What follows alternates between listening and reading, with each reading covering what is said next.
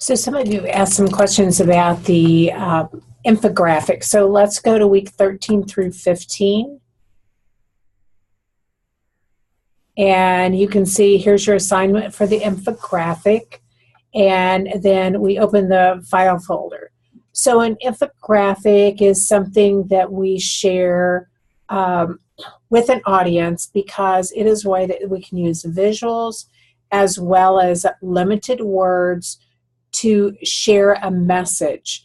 The purpose of it is for people to grasp the message quicker because we've shown either the sequence of events or we've shown some visuals that help them understand what we're talking about, and then we have the content to support it. So if you want to look at what do some infographics look like, all you have to do is Google infographics. Then you can even Google infographics about PR. You can do infographics about going to the dentist. There's I did a paper at one time about an infographic that we use to determine when you need to go see a physical therapist. So a multitude of organizations use infographics for that purpose. So I've actually shared with you the first article is how to generate leads with infographics. And the infographic itself is talking about how to start generating leads with infographics. How do I get someone to pay attention? What are infographics? Why you should care? Basically, powerful way of communicating information because they combine the visuals and the words. We find that people need visuals or want visuals, and it engages both the left brain and the right brain, making it easier for them to get the messages, to understand what the messages are. So they use some statistics to show business-to-business marketing, how it has increased usage, and they show a chart. So many times in an infographic, you would actually have a chart if that's what you need to tell someone. So they've used a chart to support some of the words they have over here. So now we have words and we have visuals. It is a visual data storytelling and marketing. So graphs and charts are common, but once again, you have a graphic right here that helps them have a visual to look at. So this is one that was done by HubSpot, and then they talk about how to create one, the structures of your stories and how you go about it. So this is something for you to refer to. Let's go back to Blackboard. I have several items in here to help you understand an infographic. Step up your infographic. This is 5 ways to make your infographic better and keep the sizes manageable. So we're not making a wall hanging. We're making usually a poster size, but we're talking about a mini kind of poster. It might be 11 by 14. It could be 8.5 by 11, but that might be kind of crunching it a little bit. Think about how you're going to use it afterwards. Is this going to be a printed document that you use to hang up somewhere? Is it going to be something that you're wanting to embed into your website? Is it something that you want to embed in an email? How are you going to use it? And what's your main message? Don't get so many things crammed into it, so many words that you lose the effectiveness of your infographic. So be careful. And they give you some examples there as well. Make it easy to share. How are you going to make it so that they can share? Is that a JPEG, a PDF? How is it done? Stagger your design so everything's not the same. It's not all one blank piece of paper. That helps people to understand step by step how you go through it. And if you use any details, just like in a paper, you need to cite your sources. So if you're going to say that after graduation, 92% of the students find a job in public relations, you need to cite that source and where that information came from. So that's a quick little tidbit about infographics. And we'll go back to infographics and why do PR pros need infographics? Kind of what we just talked about. We need to be able to communicate with people. You can kind of see that this infographic's pretty busy. May make it really hard for people to follow, so keep that in mind. But an infographic stands out from a crowd. It helps you understand a concept.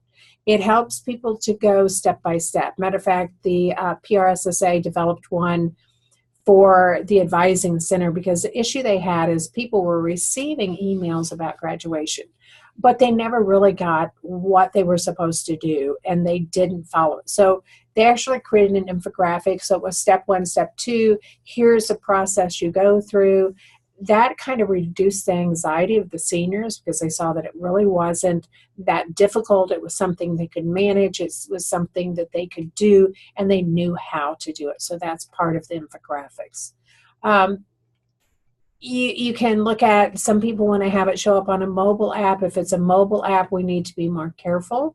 If it's something that shows up on a web, we need to make sure that our elements that we're using in it, the graphic elements, are once again for the web. If you remember your publication design class, web graphics, photos need to be 70 DPI or 70 resolution. Print items need to be 200 resolution, so be sure and keep that in mind.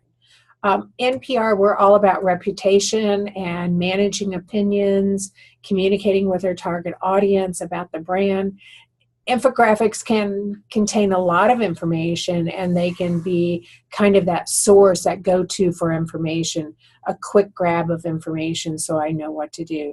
So keep that in mind. These are just different ways that you can use an infographic. And then I also put in a tutorial. There are a lot of different ways that you can do an infographic. If you want to create it in InDesign, you can do that, and there's tutorials to help you with that. If you want to create it in PictoChart, there's a tutorial. But before you start in, you need to know, what am I trying to, what's my message? What's my key message? How and what information do I need to include in that? What graphics help the understanding of it? What are my key messages, and how am I going to present them? And then I need to kind of sketch out and know where I'm getting my sources of information for it. So before you do the infographic, you need to know, what am I trying to do? Number 1, you are creating an infographic to help recruit or retain a student in public relations and advertising major.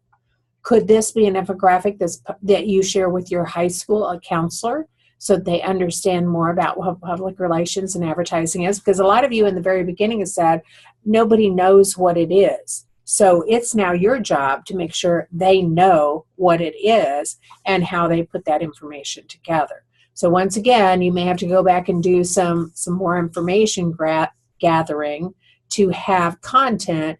And if you have details that need to be cited, you need to make sure you cite them in it. So doing an infographic is kind of like doing a paper. I need to do an outline of what I'm trying to achieve. Who's my audience? What's my goals and my objectives? What are my key messages? And then what are all those actual tactics? What are the graphics and the words that I need to put into this? So you need to think about the whole approach.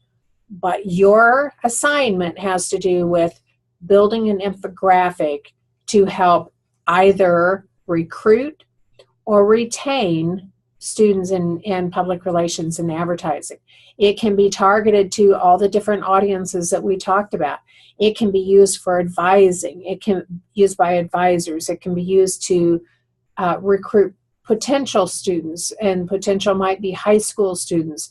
They might be veterans. They might be non-traditional students, or they might be students that you're trying to recruit on campus who are undecided students. So you need to know your audience so that you know what graphic elements are appropriate for that audience.